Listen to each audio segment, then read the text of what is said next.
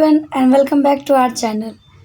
आज मैं आपके लिए BPAG 172 शासन मुद्दा और चुनौती का टॉपिक लाई हूँ। तो हमारा आज का जो कोड है वो है BPAG 172, जिसमें हम शासन मुद्दे और चुनौती के बारे में पढ़ेंगे। ये वीडियो आपके लिए बहुत ही इम्पॉर्टेंट होने वाला है, क्योंकि इसमें जो प्रीवियस 5 ईयर्स के जो मोस्ट इम्पॉर्टेंट PYQs है उसे पिक किए गए हैं। और यह video specially IGNOU June and December exam 2026 के लिए बनाया गया है। तो जिनके भी एग्ज़ाम्स आने वाले हैं अभी, ये उनके लिए बहुत ही ज़्यादा इम्पॉर्टेंट होने वाला है। तो फुल एनर्जी के साथ चलिए दोस्तों, हम लोग वीडियो को स्टार्ट करते हैं। एक के बाद एक क्वेश्चंस को देखते हैं और इजी से इजी वर्ड में बस समझते हैं, क्योंकि अगर आप समझ गए तो अपने भाषा में आप उसे बड़ा करके लिख ही लोगे। तो सबसे पहला क्वेश्चन है हमारा, वैश्वीकरण के वैचारिक ढांचे को स्पष्ट कीजिए और इसके दृष्टिकोणों की चर्चा कीजिए। So here first of all हम लोग ये जानेंगे कि ये वैश्वीकरण क्या है, फिर उसके जो वैचारिक ढांचा है वो क्या है। तो पहले इसके बारे में जानते हैं और फिर जो उसके दृष्टिकोण हैं उनको देखेंगे। तो वैश्वीकरण क्या है? तो वैश्वीकरण वह प्रक्रिया है जिसके द्वारा विश्व के विभिन्न देशों के बीच आर्थिक, सामाजिक, सांस्कृतिक और राजनीतिक संबंध अधिक गहरे और परस्पर निर्भर हो जाते हैं। तो वैश्वीकरण में क्या होता है कि जो पूरा विश्व का जितना भी देश है वो एक दूसरे के बीच उसमें आर्थिक, सामाजिक, सांस्कृतिक और जो राजनीतिक संबंध है वो बहुत जिससे गहरा होता है। इसका वैचारिक ढांचा मुख्यतः मुख्य बाजार, उदारीकरण, निजीकरण और वैश्विक संपर्क पर आधारित है। तो जो वैश्वीकरण का ढांचा है वो स्पेशली जो हमारा मुक्त बाजार, उदारीकरण, निजीकरण और जो इंटरकनेक्टिविटी है उस पर आधारित है। और इसमें वस्तुओं, सेवाओं, पूंजी, तकनीक और विचारों का सीमाओं के पार स्वतंत्र प्रवाह शामिल है। तो सिंपल वर्ड्स में हम लोग ये कह सकते हैं कि वैश्वीकरण वह प्रक्रिया है जिसमें हम पूरे विश्व के साथ एक दूसरे देशों से जुड़ते हैं। अब इसके जो प्रमुख दृष्टिकोण है वो देखते हैं, जिसमें से सबसे पहला दृष्टिकोण है हमारा आर्थिक दृष्टिकोण। तो जो आर्थिक दृष्टिकोण है यह मुक्त व्यापार, निवेश और बहुराष्ट्रीय कंपनियों की भूमिका को बढ़ावा देता है। इसके समर्थक मानते हैं कि इससे विकास और रोजगार बढ़ता है। तो जो आर्थिक दृष्टिकोण है ये क्या है? ये मुक्त व्यापार, निवेश और बहुराष्ट्रीय कंपनियों को भूमिका देता है। उसके बाद अगला है हमारा राजनीतिक दृष्टिकोण। तो जो राजनीतिक दृष्टिकोण है इसमें राष्ट्र राज्य की भूमिका कम होकर अंतर्राष्ट्रीय संस्थाओं पर प्रभाव बढ़ता है। तो इसमें क्या होता है, जो राष्ट्र राज्य है उसकी भूमिका कम होती है और उसका प्रभाव किस पे बढ़ता है? जो अंतर्राष्ट्रीय, इंटरनेशनल जो हमारा ऑर्गेनाइजेशंस है उस पे इसका प्रभाव बढ़ता है। इससे वैश्विक शासन की अवधारणा विकसित होती है। उसके बाद अगला है हमारा सांस्कृतिक दृष्टिकोण। तो सांस्कृतिक दृष्टिकोण से हम लोग ये समझ सकते हैं कि विभिन्न संस्कृतियों के बीच आदान प्रदान बढ़ता है, लेकिन कुछ लोग इसे सांस्कृतिक समरूपीकरण भी मानते हैं। मतलब सिंपल वर्ड्स में बोले तो अपने संस्कृति जो है हमारा उसका आदान प्रदान करना ही। तो इसी प्रकार वैश्वीकरण एक बहुआयामी प्रक्रिया है जिसके प्रभाव सकारात्मक और नकारात्मक दोनों हो सकते हैं। उसके बाद है हमारा अगला क्वेश्चन, शासन की अवधारणा का प्रयोग कई संदर्भों में किया जाता है। तो ये जो क्वेश्चन है हमारा, शासन की अवधारणा का प्रयोग कई संदर्भों में किया जाता है, इस पर हमें टिप्पणी लिखना है कि ऐसा क्यों होता है पूरा डिटेल में। तो पहले हम जानते हैं ये शासन क्या है। शासन का अर्थ केवल सरकार चलाना नहीं, बल्कि उन सभी प्रक्रियाओं, संस्थाओं और तंत्रों से है जिसके माध्यम से समाज का संचालन और नियंत्रण होता है। शासन का अर्थ मतलब सरकार चलाना नहीं होता, बल्कि हमें वैसी चीज़ें जिससे हमारा समाज का संचालन और नियंत्रण होता है, वो सभी का अर्थ क्या है? शासन है। अब हम इसके मुख्य बिंदु देखते हैं, जिसमें से पहला है हमारा शासन एक व्यापक और बहुआयामी अवधारणा है।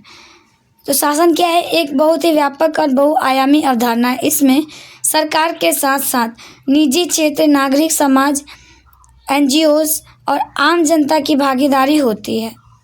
तो इसमें क्या होता है? सरकार के साथ साथ जो हमारा निजी क्षेत्र है, जो नागरिक समाज, एनजीओज और जो आम जनता है, उस सब की भागीदारी होती है इसमें। उसके बाद यह केवल निर्णय लेने तक सीमित नहीं, बल्कि नीतियों के क्रियान्वयन और निगरानी को भी शामिल करता है। अब इसके विभिन्न संदर्भ में इसका शासन देखते हैं हम लोग, जिसमें से पहला संदर्भ है हमारा राजनीतिक। तो ये राजनीतिक संदर्भ में क्या होता है? नीतियों का निर्माण, कानून बनना, प्रशासन चलाना, सरकार और संस्थाओं की भूमिका प्रमुख होती है इसमें। तो इसमें क्या होता है? नीतियों का निर्माण होता है, कानून बनता है, उसके बाद प्रशासन चलाना होता है और इसमें शासन तथा संस्थाओं की भूमिका बहुत प्रमुख होती है। उसके बाद है हमारा आर्थिक संदर्भ। तो इसमें क्या होता है? इसमें बाजार व्यवस्था, निजी क्षेत्र, वैश्विक संस्थाओं की भागीदारी होती है और पारदर्शिता और दक्षता पर जोर दिया जाता है। तो इसमें बेसिकली क्या होता है? बाजार व्यवस्था, निजी क्षेत्र, वैश्विक संस्थाओं की भागीदारी होती है, पारदर्शिता और जो दक्षता है, पढ़ाई लिखाई, उस पर बहुत जोर दिया जाता है। उसके बाद है हमारा सामाजिक संदर्भ। तो सामाजिक संदर्भ में यहाँ पे नागरिकों और समुदाय की जो है भागीदारी होती है, ठीक। उसके बाद इसमें जो है सहभागी शासन होता है। तो सामाजिक संदर्भ में क्या होता है? नागरिकों और समुदाय की भागीदारी होती है और सहभागी शासन होता है इसमें। उसके बाद अगला है हमारा वैश्विक संदर्भ। तो वैश्विक संदर्भ में क्या है? अंतर्राष्ट्रीय संगठनों की भूमिका होती है। वैश्विक समस्या जैसे पर्यावरण, व्यापार, तो उसका समाधान इसमें निकाला जाता है। वैश्विक संदर्भ में क्या क्या होता है? अंतर्राष्ट्रीय संगठनों की भूमिका होती है और जो वैश्विक समस्या है उसका समाधान निकाला जाता है वैश्विक स्तर पर। उसके बाद है हमारा सुशासन या गुड गवर्नेंस।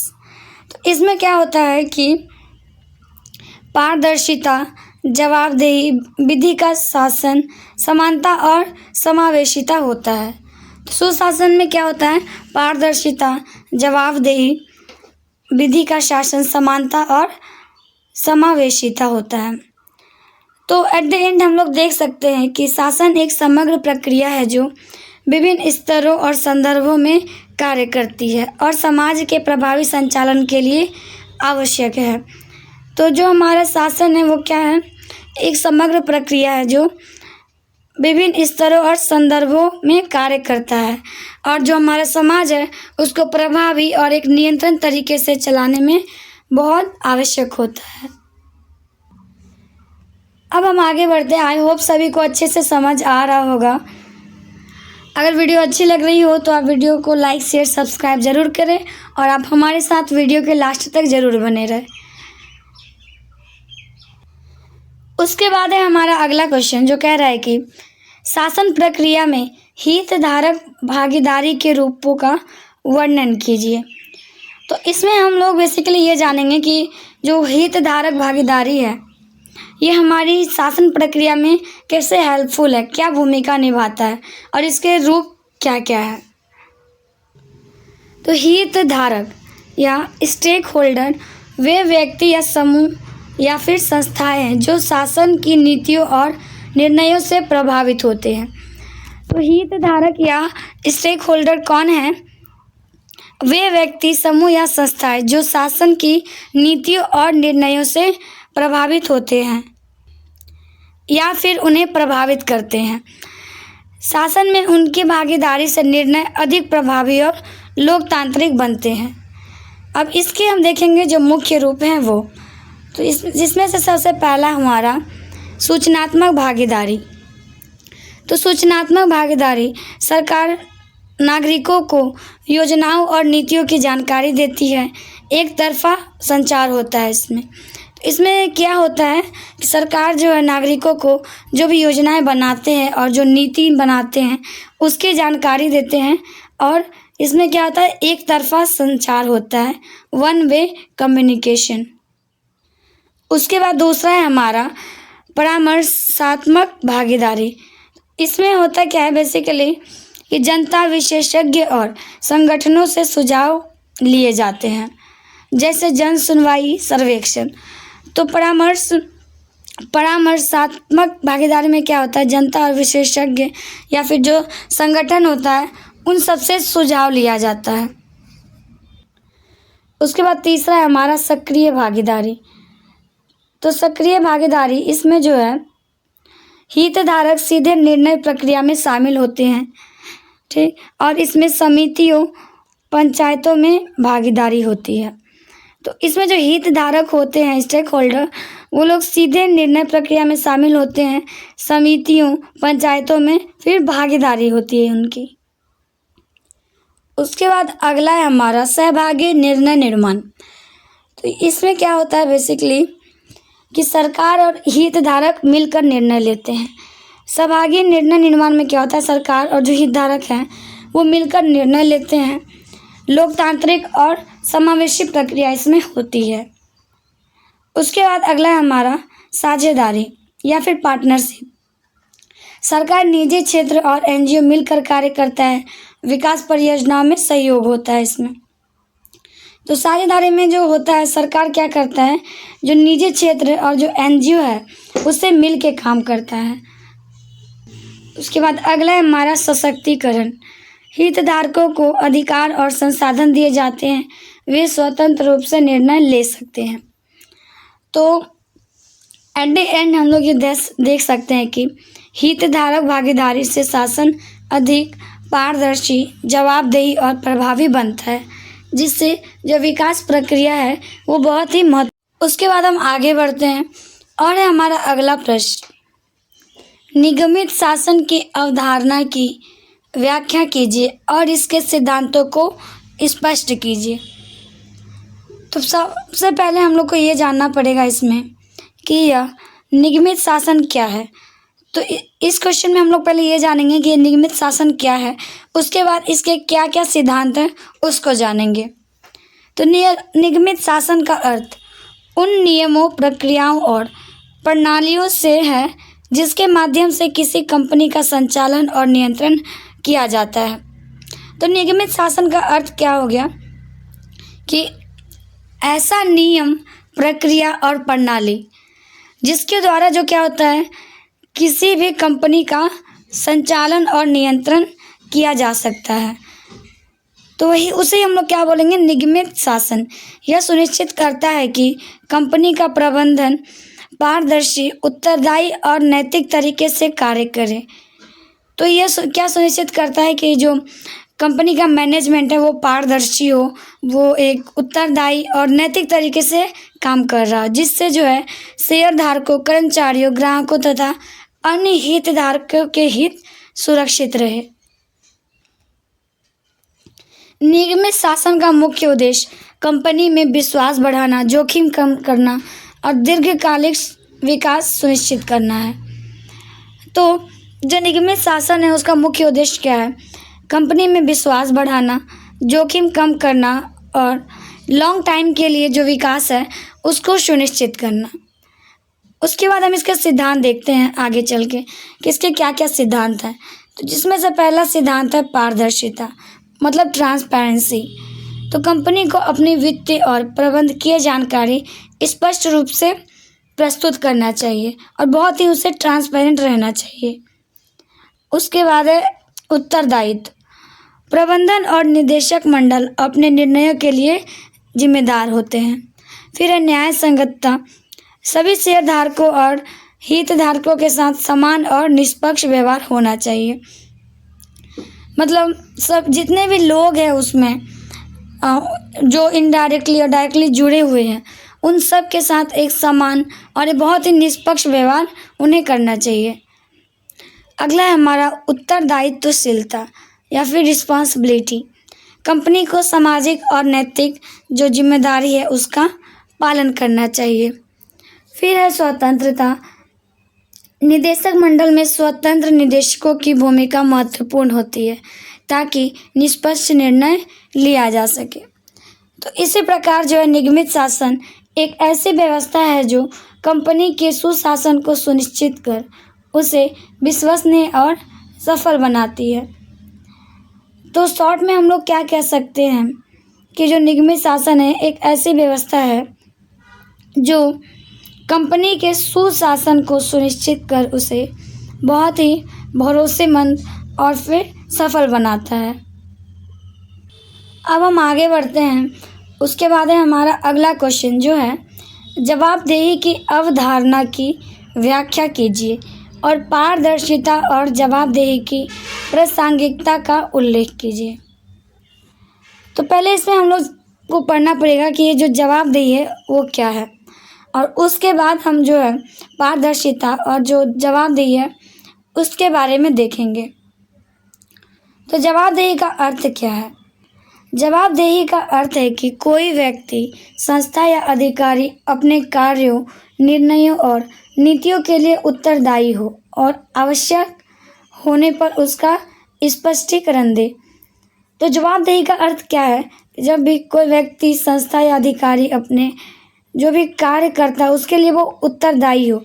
मतलब कभी भी ज़रूरत पड़ने पे अगर हम लोग उससे कोई ऐसा क्वेश्चन करें तो उसके पास सब चीज़ का बहुत ही क्लियर फॉर्म में रिस्पॉन्स होना चाहिए।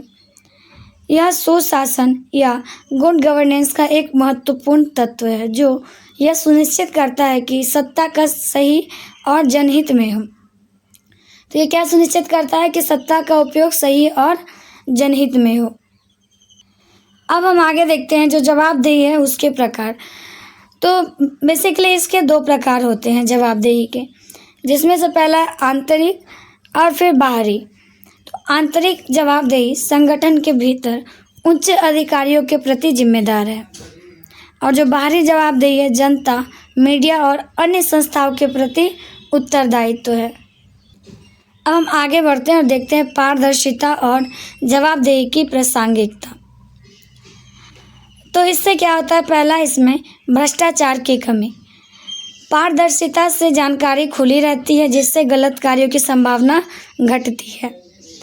विश्वास में वृद्धि होता है, एक बेहतर निर्णय निर्माण होता है, जन सहभागिता को बढ़ावा मिलता है, एक प्रभावी शासन का जो है गठन किया जाता है। तो इसी प्रकार जो है पारदर्शिता और जवाबदेही दोनों एक दूसरे के पूरक हैं जो सुशासन को मजबूत बनाते हैं।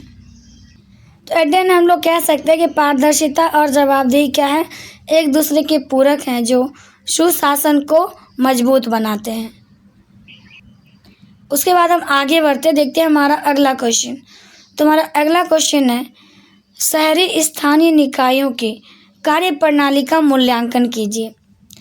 तो इसमें हम लोग जो शहर के स्थानीय निकाय, जो नगर निगम, नगर परिषद, जो नगर पंचायत, ये है, इनके जो कार्यप्रणाली है इनके बारे में हमें बताना है। तो चलिए देखते हैं। शहरी स्थानीय निकाय जिसमें क्या क्या आता है? जो हमारा नगर निगम, नगर परिषद और नगर पंचायत, ये तीनों किस में आते हैं? ये शहरी स्थानीय निकाय में आते हैं। शहरी क्षेत्रों के प्रशासन और विकास के लिए जिम्मेदार होते हैं। इसकी स्थापना 74वां संविधान संशोधन अधिनियम के तहत हुआ, जिसका उद्देश्य विकेंद्रीकरण और स्थानीय स्तर पर लोकतंत्र को मजबूत करना है। तो जो हमारा शहरी स्थानीय निकाय है, नगर निगम, नगर परिषद और फिर नगर पंचायत, ये जो है शहर का जो प्रशासन है और शहर का विकास है उसके लिए जिम्मेदार है। और इसका जो स्थापना है वो 74वां संविधान संशोधन अधिनियम, कौन सा अधिनियम? 74वां संविधान संशोधन अधिनियम के द्वारा किया गया। उसके बाद हम देखते हैं इसके सकारात्मक पक्ष। तो इसमें जो पहला है वो है स्थानीय ज़रूरतों की पूर्ति। ये निकाय जो है पानी, सफाई, सड़क, प्रकाश जैसी जो मूलभूत सेवाएं हैं वो प्रदान करते हैं। फिर जन सहभागिता, स्थानीय प्रतिनिधियों के माध्यम से जनता की भागीदारी बढ़ती है। और उसके बाद तीसरा है विकास योजनाओं का कार्यान्वयन। शहरी विकास योजनाओं को लागू करने में एक बहुत ही महत्वपूर्ण भूमिका निभाती है। अब हम देखते हैं इसकी कमियां क्या हैं। तो इसकी कमी में सबसे पहला है वित्तीय कमजोरी। तो राजस्व के सीमित स्रोत के कारण कार्य प्रभावी होते हैं। मतलब जब हम लोग के पास इनफ चीज़ नहीं होता है तब उससे क्या होता है, जो हमारा काम होता है वो उससे बहुत प्रभावित होता है। प्रशासनिक अक्षमता, जिसमें तकनीक और मानव संसाधन की कमी होती है।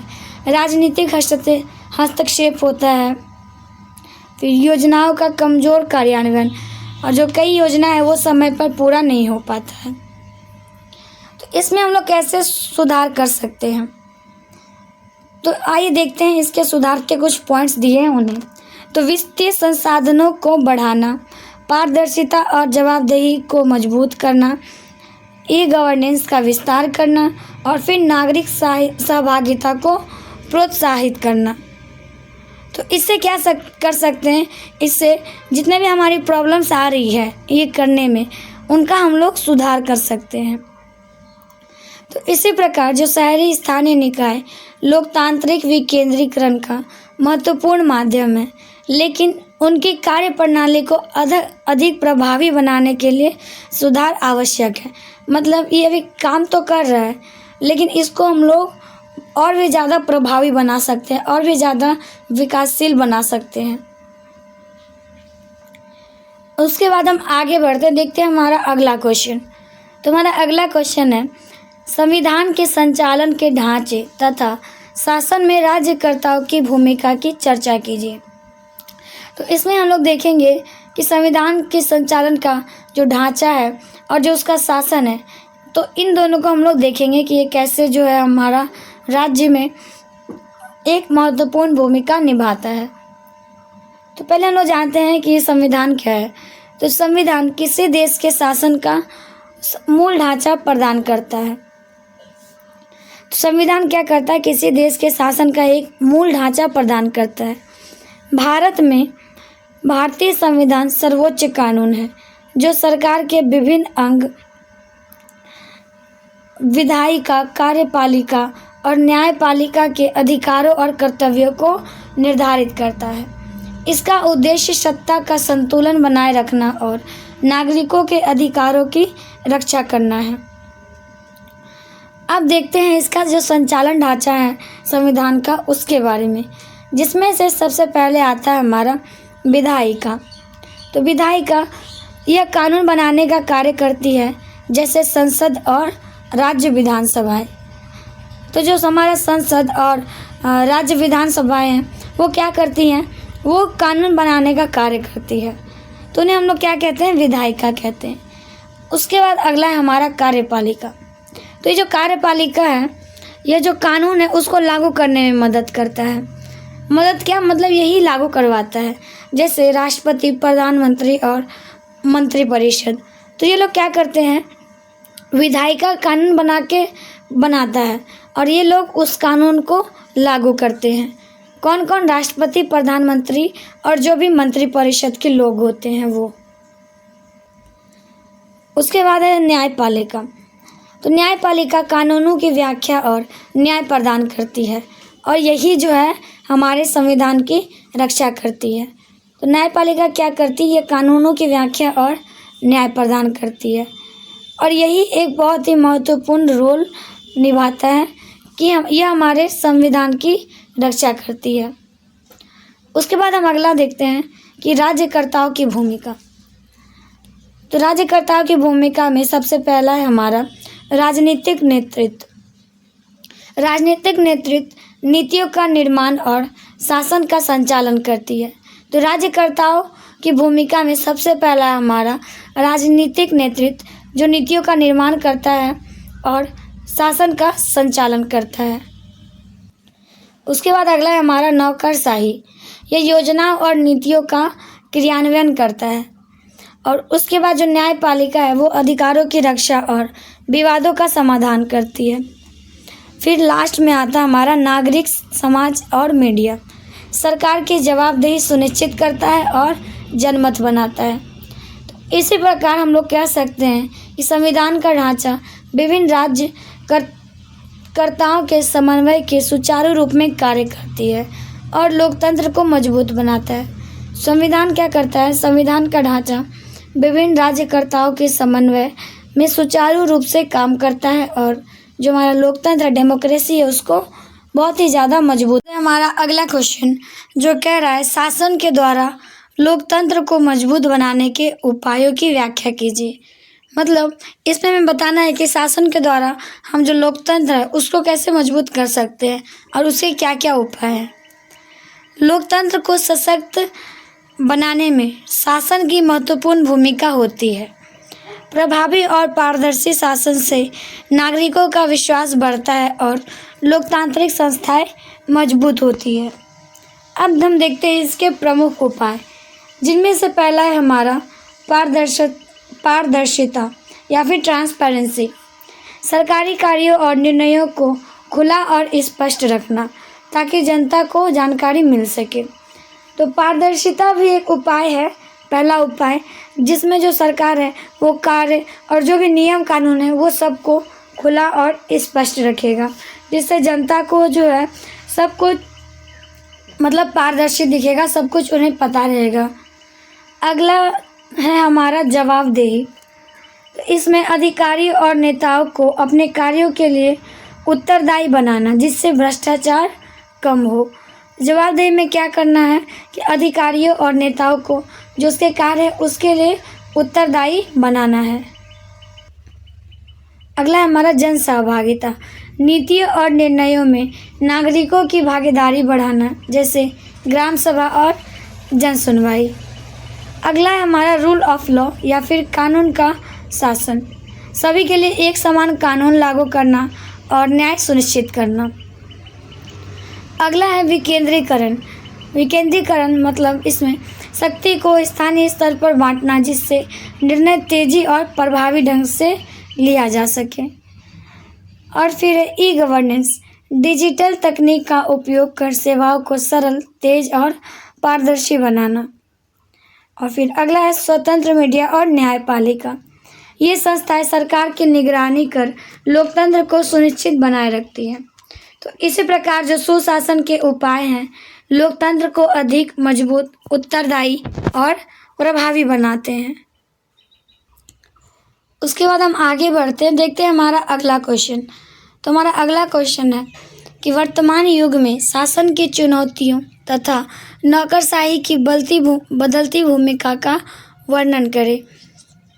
तो इसमें हम लोग डिस्क्राइब करने जा रहे हैं कि अभी के टाइम में जो शासन है उस पर क्या क्या चुनौतियां आ रही हैं और ये जो नौकरशाही है उसका भूमिका कैसे बदल रहा है।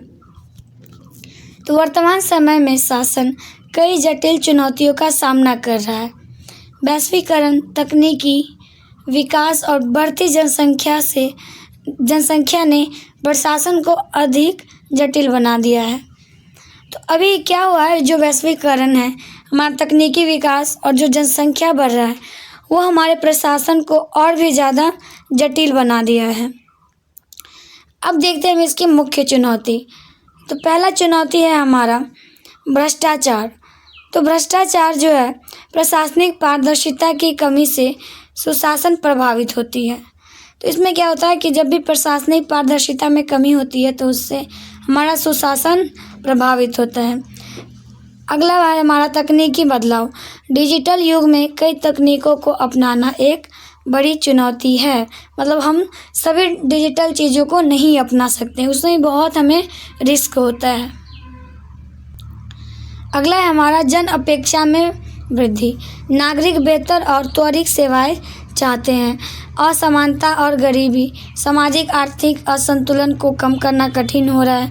असमानता बढ़ रहा है, उसके बाद गरीबी भी बढ़ रही है। फिर है पर्यावरण समस्याएं, जलवायु परिवर्तन और प्रदूषण जैसी जो समस्याएं बढ़ रही है। उसके बाद हम आगे देखते हैं जो नौकरशाही है उसकी बदलती भूमिका, जिसमें से पहला है सर्विस प्रोवाइडर या सेवा प्रदाता। अब नौकरशाही केवल नियम लागू नहीं करता है बल्कि नागरिकों को सेवा भी प्रदान करने वाला संस्था बन गया है। तो जो हमारा सेवा प्रदाता या सर्विस प्रोवाइडर, तो ये अब नौकरशाही यह बस नियम नहीं बनाता है बल्कि वो एक संस्था बनाया है जो नागरिकों को सेवा प्रदान करता है। उसके बाद है सहभागी प्रशासन, जनता के साथ संवाद और सहभागिता बढ़ाना। तकनीकी दक्षता, ई गवर्नेंस और डिजिटल सेवाओं का उपयोग करना। पारदर्शिता और जवाबदेही, कार्यों में खुलापन और जिम्मेदारी बढ़ाना। विशेषज्ञता के आधार पर बेहतर नीति बनाना। तो इसी प्रकार बदलते समय में नौकरशाही को अधिक लचीला, उत्तरदायी और नागरिक केंद्रित बनाना आवश्यक है ताकि शासन प्रभावी और सफल हो सके। उसके बाद हमारा अगला क्वेश्चन जो कह रहा है, तो हमारा यह अगला क्वेश्चन है जो कह रहा है समकालीन समय में शासन में मीडिया महत्वपूर्ण भूमिका निभाता है। इस पे हमें टिप्पणी लिखना है और इसमें हमें बताना है कि अभी के टाइम में जो मीडिया है वो हमारे शासन में कैसे एक महत्वपूर्ण भूमिका निभा रहा है। तो वर्तमान समय में मीडिया शासन का एक महत्वपूर्ण स्तंभ बन गया है। यह सरकार और जनता के बीच सेतु का कार्य करता है तथा लोकतंत्र को मजबूत बनाने में सक्रिय भूमिका निभाता है। तो मीडिया क्या करता है, सरकार और जनता के बीच सेतु का काम करता है और जो लोकतंत्र है उसको मजबूत बनाने में बहुत ही सक्रिय भूमिका निभाता है। सबसे पहले मीडिया सूचना का प्रसार करता है। सबसे पहले मीडिया क्या करता है, सूचना का प्रसार करता है और सरकारी नीति और जो भी योजना और निर्णय होता है उसकी जानकारी जनता तक पहुंचाकर उसको जागरूक करता है या जागरूकता बढ़ाता है। दूसरा, मीडिया जवाबदेही सुनिश्चित करता है। घोटाला, भ्रष्टाचार और प्रशासनिक कमियों को उजागर कर यह सरकार को उत्तरदायी बनाता है। फिर मीडिया जनमत निर्माण में महत्वपूर्ण भूमिका निभाता है। विभिन्न मुद्दों पर बहस और चर्चा के माध्यम से नागरिकों की सोच को प्रभावित करता है। और चौथा, ये जो है जन सहभागिता को बढ़ावा देता है जिससे लोग शासन प्रक्रिया में सक्रिय रूप से भाग लेते हैं। हालांकि मीडिया के सामने कुछ चुनौती भी है, जैसे फेक न्यूज़, पक्षपात और व्यावसायिक दबाव, जो इसकी निष्पक्षता को प्रभावित कर सकता है। इस प्रकार मीडिया लोकतंत्र का चौथा स्तंभ माना जाता है। तो मीडिया क्या होता है, लोकतंत्र का चौथा स्तंभ माना जाता है जो पारदर्शिता, जवाबदेही और सुशासन को सुदृढ़ बनाता है, बशर्ते वह निष्पक्ष और जिम्मेदार तरीके से कार्य भी करता है। उसके बाद अगला क्वेश्चन है हमारा, सतत मानव विकास का अवलोकन कीजिए। तो ये सतत मानव विकास है क्या, चलिए आइए देखते हैं, जानते हैं पहले। इसका अर्थ ऐसे विकास से है जिसमें वर्तमान पीढ़ी की आवश्यकताओं की पूर्ति इस प्रकार की जाए कि भविष्य की पीढ़ियों की ज़रूरतों पर कोई प्रतिकूल प्रभाव न पड़े। मतलब हाँ, ये जो पीढ़ी हमारा चल रहा है, हम अपनी आवश्यकता को तो पूरा करें, साथ ही जो भी संसाधन है उन्हें अपनी अगली पीढ़ी के लिए बचा के भी रखें ताकि उन्हें आगे चल के कोई समस्या ना हो।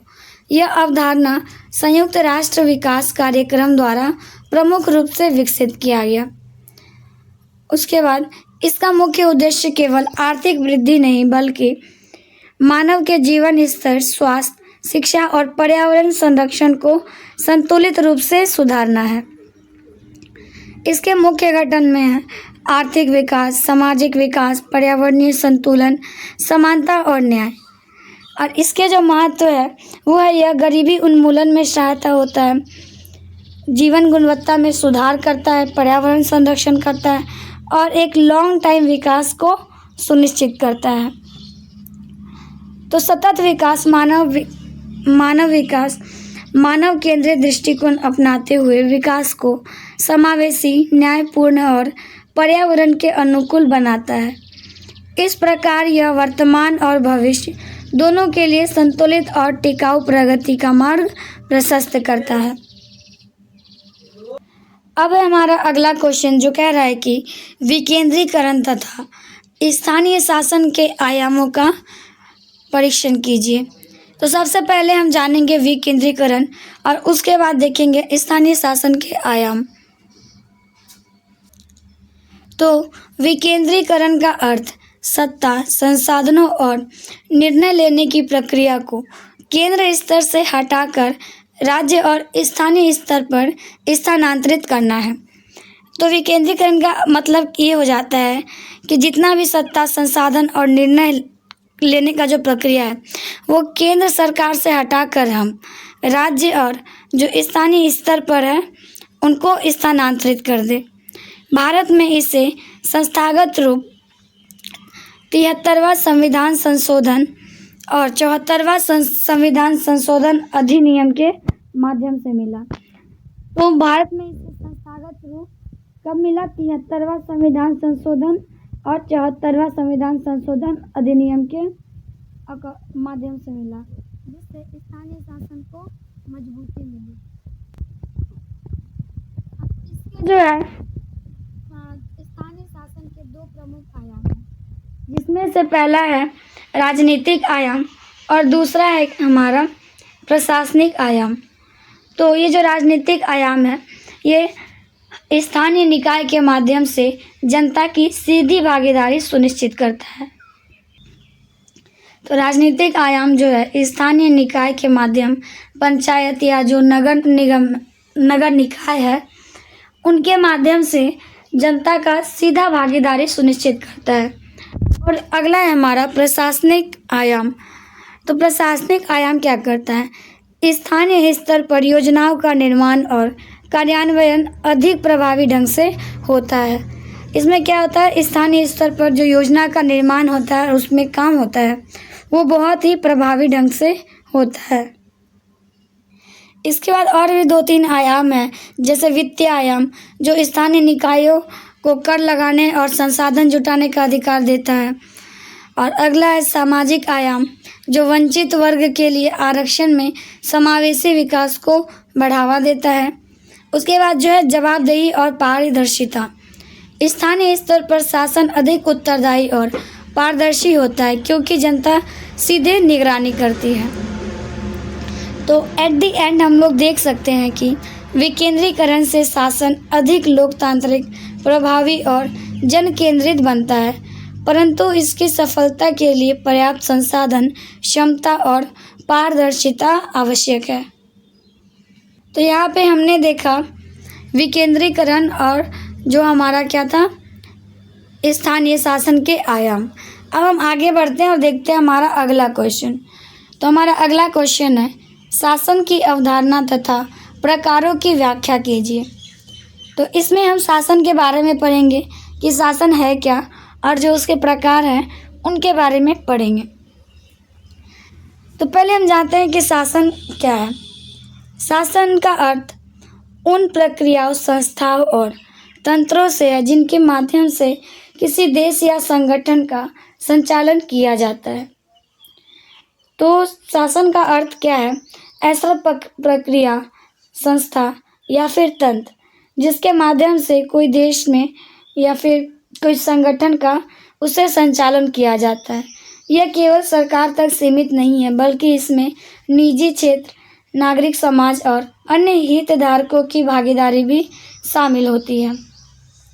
शासन का उद्देश्य साधनों का कुशल प्रबंधन, नीतियों का प्रभावी कार्यान्वयन और जन कल्याण जो सुरक्षित करना होता है। अब शासन के प्रकारों को हम लोग देखते हैं, जिसमें से पहला है हमारा गुड गवर्नेंस या सत्शासन। पारदर्शिता, जवाबदेही, सहभागिता और कानून के शासन पर आधारित होता है। तो गुड गवर्नेंस जो किस पे आधारित होता है? पारदर्शिता, जवाबदेही, सहभागिता और कानून के शासन पर आधारित होता है। उसके बाद हमारा दूसरा है ई शासन या फिर ई गवर्नेंस।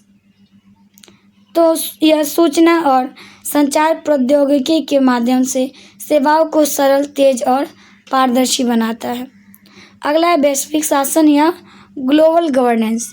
अंतर्राष्ट्रीय स्तर पर संस्थाओं और नियमों के माध्यम से वैश्विक समस्याओं का समाधान करता है, जैसे जलवायु परिवर्तन। उसी तरह अगला हमारा सहभागी शासन, निगमित शासन। तो ये जो है शासन एक व्यापक अवधारणा है जो विभिन्न रूप में कार्य करते हुए समाज और राज्य के समुचित विकास को सुनिश्चित करता है। तो शासन क्या है? शासन एक व्यापक अवधारणा है जो विभिन्न रूप में कार्य करते हुए समाज और राज्य के जो समुचित मतलब पूरा विकास है उसको सुनिश्चित करता है। उसके बाद है हमारा अगला क्वेश्चन जो कह रहा है विकास की अवधारणा तथा सिद्धांतों की चर्चा कीजिए। मतलब इसमें हम लोग विकास पढ़ेंगे कि विकास क्या है और उसके सिद्धांत क्या क्या हैं वो पढ़ेंगे। तो विकास का अर्थ केवल आर्थिक वृद्धि नहीं बल्कि मानव जीवन की गुणवत्ता में समग्र सुधार है। तो विकास का अर्थ क्या है कि इसका अर्थ केवल जो है एक आर्थिक वृद्धि नहीं है बल्कि मानव जीवन की जो गुणवत्ता है उसमें समग्र सुधार है। इसमें आय, शिक्षा, स्वास्थ्य, समानता और स्वतंत्रता जैसे पहलुओं का संतुलित विकास शामिल होता है। आधुनिक दृष्टिकोण में विकास को मानव केंद्रित और सतत माना जाता है, जैसा कि संयुक्त राष्ट्र विकास कार्यक्रम द्वारा प्रतिपादित किया गया है। अब हम देखते हैं विकास के प्रमुख सिद्धांत, जिसमें से पहला सिद्धांत है हमारा आधुनिकीकरण सिद्धांत। तो ये हमारा जो आधुनिकीकरण सिद्धांत है ये मानता है कि पारंपरिक समाज धीरे धीरे आधुनिक औद्योगिक समाज में परिवर्तित होते हैं। तो ये जो सिद्धांत है आधुनिकीकरण सिद्धांत ये कहता है कि जो पारंपरिक समाज है वो धीरे धीरे आधुनिक औद्योगिक समाज में परिवर्तित होता है। उसके बाद जो दूसरा है सिद्धांत वो है हमारा डिपेंडेंसी थ्योरी या निर्भरता सिद्धांत, जिसके अनुसार विकासशील देश का पिछड़ापन विकसित देशों पर आर्थिक निर्भरता के कारण होते हैं। फिर है विश्व प्रणाली सिद्धांत या वर्ल्ड सिस्टम थ्योरी। यह विश्व को केंद्र, अर्ध परिधि और परिधि देशों में विभाजित कर विकास असमानताओं को समझाता है। फिर मानव विकास सिद्धांत जो शिक्षा, स्वास्थ्य और जीवन स्तर के विकास का मुख्य आधार माना जाता है। और जो सतत विकास का सिद्धांत है यह पर्यावरण संरक्षण के साथ विकास को संतुलित करने पर जोर देता है। तो हम लोग कह सकते हैं कि जो विकास है यह बहुआयामी प्रक्रिया है जो विभिन्न सिद्धांतों के माध्यम से समाज में समग्र और संतुलित प्रगति को समझने में सहायक होती है।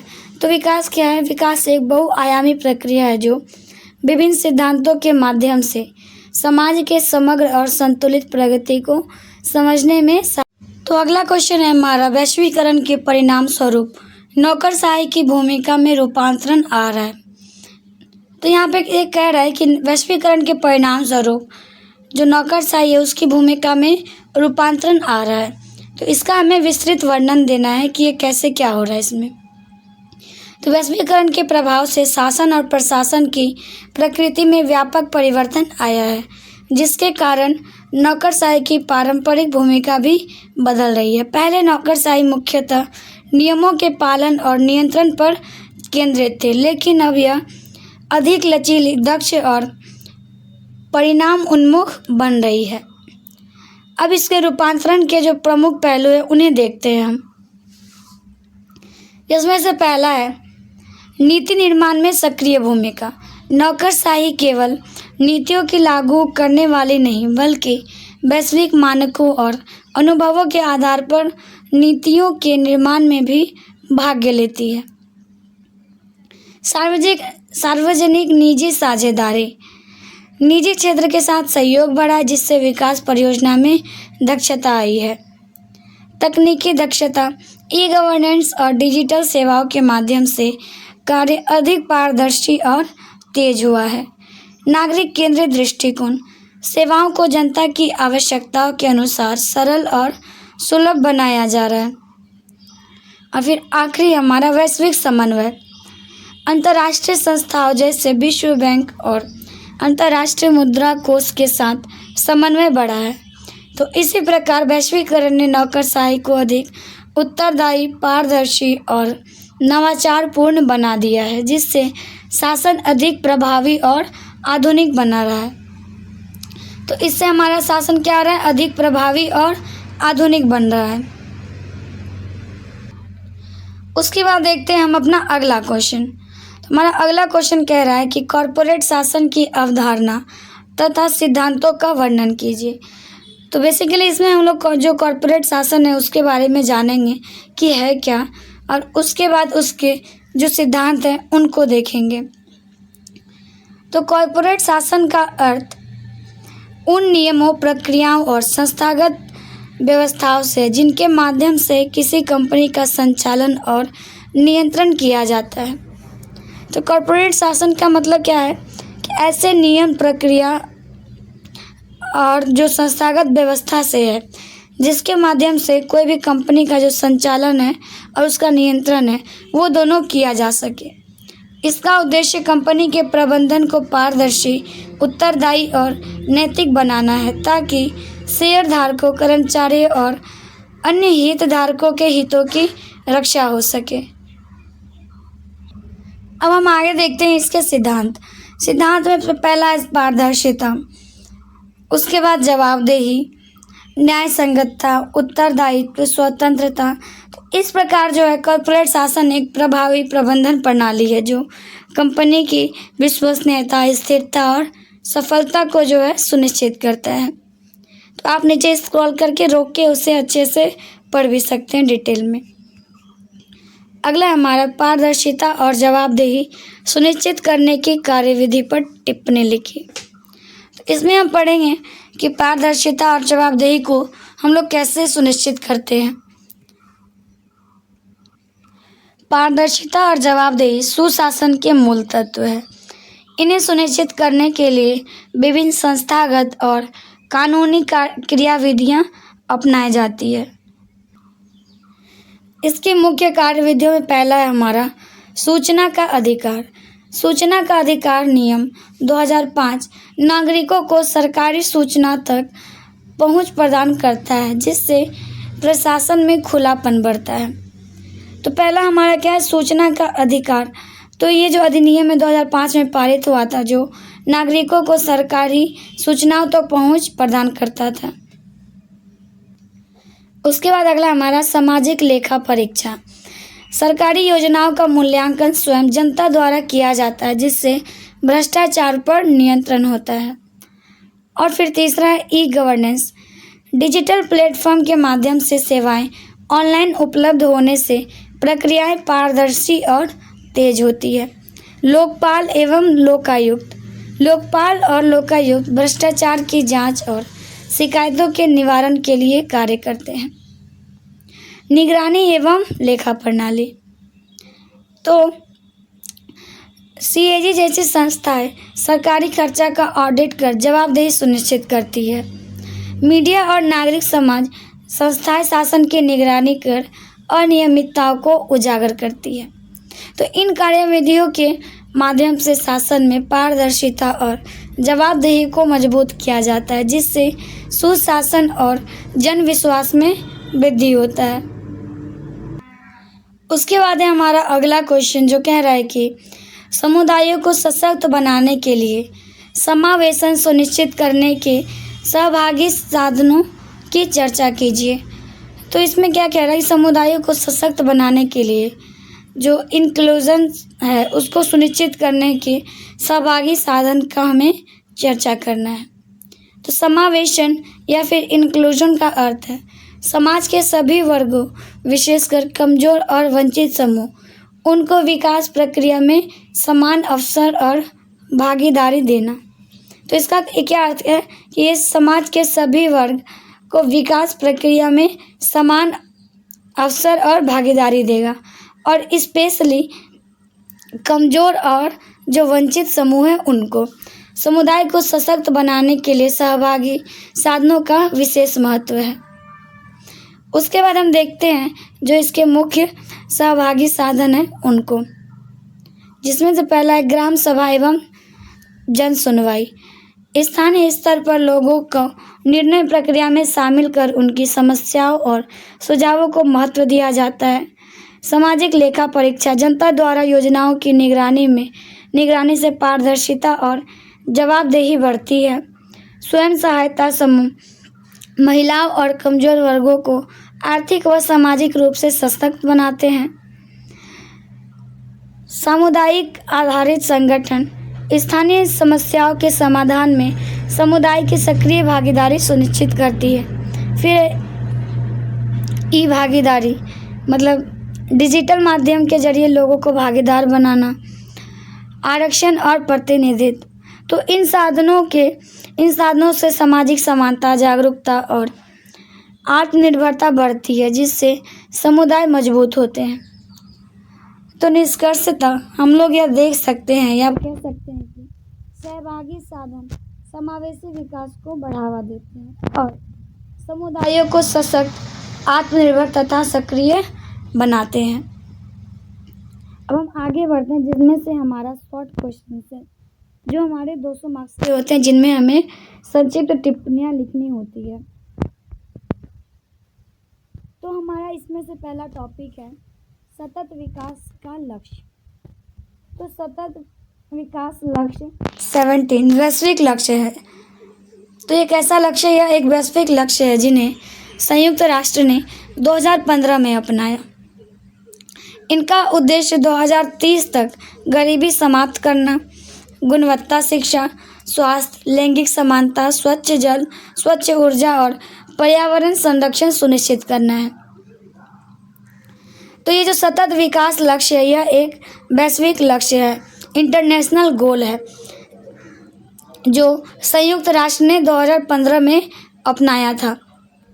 और इसका मुख्य उद्देश्य है कि ये 2030 तक जो है जितने भी प्रॉब्लम्स है, गरीबी समाप्त करना, शिक्षा में इम्प्रूवमेंट करना, बाकी की चीज़ें, वो सब 2030 तक सब कुछ परफेक्ट कर देना है। ये आर्थिक, सामाजिक और पर्यावरणीय विकास के बीच संतुलन पर जोर देता है। ये सभी देशों पर समान रूप से लागू होता है और किसी को पीछे न छोड़ने के सिद्धांत पर आधारित है। तो ये जो हमारा सतत विकास है, यह किस सिद्धांत पर आधारित है? तो किसी को पीछे न छोड़ने के सिद्धांत पर आधारित है। तो इस प्रकार जो है सतत और समावेशी विकास के लिए एक वैश्विक मार्गदर्शक है। कौन? सतत विकास। उसके बाद है हमारा अगला जो है सूचना और संचार प्रौद्योगिकी विकासमूलक दृष्टिकोण। तो हमारा जो अगला विषय है वो कह रहा है कि सूचना और संचार के प्रौद्योगिकी विकासमूलक दृष्टिकोण में हमें उसे जानना है। सूचना और संचार प्रौद्योगिकी ICT का विकासमूलक दृष्टिकोण यह मानता है कि तकनीक का उपयोग सामाजिक, आर्थिक और मानव विकास को बढ़ाने के लिए किया जाए। तो ये क्या मानता है कि जो तकनीक है उसका उपयोग हम सामाजिक, आर्थिक और अपने मानव विकास को बढ़ाने के लिए करें।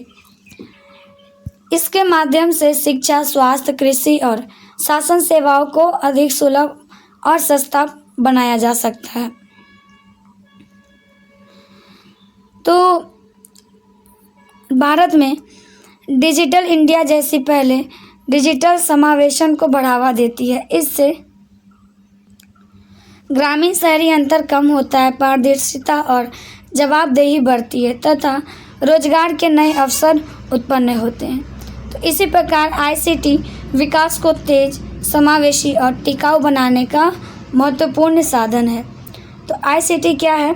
तो ICT विकास को तेज, समावेशी और टिकाऊ बनाने का एक। उसके बाद है हमारा अगला टॉपिक जो है मानव विकास की अवधारणा। तो मानव विकास का अर्थ लोगों के जीवन स्तर और गुणवत्ता में समग्र सुधार करना है। तो मानव विकास का जो मीनिंग है वो क्या है कि लोगों के जीवन स्तर और गुणवत्ता में सुधार करना। यह केवल आर्थिक वृद्धि तक सीमित नहीं बल्कि स्वास्थ्य, शिक्षा और आय जैसी पहलुओं को भी शामिल करता है। इस अवधारणा को संयुक्त राष्ट्र विकास कार्यक्रम ने प्रमुखता से विकसित किया है। तो ये जो मानव विकास की अवधारणा है, यह लोगों के जीवन स्तर और गुणवत्ता में समग्र सुधार करती है और केवल आर्थिक वृद्धि तक नहीं बल्कि स्वास्थ्य, शिक्षा और आय जैसे पहलुओं को भी शामिल करता है। और इस अवधारणा को संयुक्त राष्ट्र विकास कार्यक्रम UNDP ने प्रमुखता से विकसित भी किया है। मानव विकास का उद्देश्य लोगों को बेहतर जीवन जीने के अवसर प्रदान करना है, जैसे लंबा और स्वस्थ जीवन, गुणवत्तापूर्ण शिक्षा और सम्मानजनक आय। यह समानता, स्वतंत्रता और गरिमा पर आधारित है। तो इस प्रकार जो मानव विकास है एक मानव केंद्रित दृष्टिकोण है जो समाज के समग्र विकास को सुनिश्चित करता है। उसके बाद अगला टॉपिक है हमारा नागरिक घोषणा पत्र। तो ये है क्या? तो नागरिक घोषणा पत्र एक दस्तावेज है जिसमें सरकारी विभागों द्वारा प्रदान की जाने वाली सेवाओं, उनके मानकों, समय सीमा और नागरिकों के अधिकार का उल्लेख मिलता है। तो नागरिक घोषणा पत्र क्या है? यह एक दस्तावेज, एक डॉक्यूमेंट है जिसमें सरकारी विभाग के द्वारा प्रदान किए जाने वाले जो सेवा, समय सीमा, नागरिक के अधिकार जो भी है उनका उल्लेख उनमें होता है। इसका उद्देश्य प्रशासन को अधिक पारदर्शी, उत्तरदायी और नागरिक केंद्रित बनाना है।